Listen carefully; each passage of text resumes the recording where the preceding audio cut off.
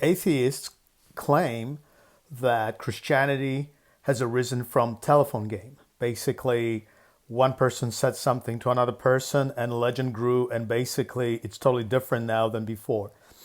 It's actually not true at all. The earliest creeds, which critical scholars agree date back as soon as months to a year after crucifixion and resurrection of Jesus, define the gospel as deity, death, and resurrection of Jesus Christ.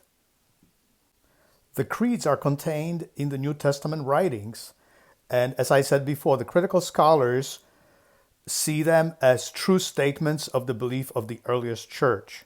Now we can compare that to our current Catholic teaching and see that we're basically still preaching deity, death, and resurrection of Jesus Christ. Here's the interesting things for those people that argue that myths can start early on.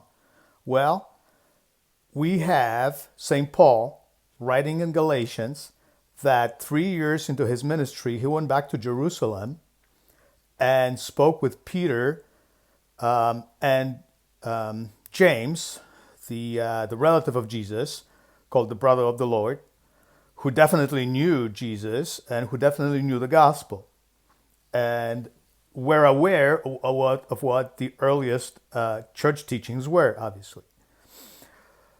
Further along in Galatians, Paul states that 15 years later he comes back to Jerusalem to recheck with the apostles, Peter, James, and guess who? John himself. So he definitely checks with them regarding the gospel. So those are the witnesses of Jesus. Those are the authors of the earliest church teachings. So where's the telephone game? We can compare that to our current teaching and it's the same. Now, why trust Paul?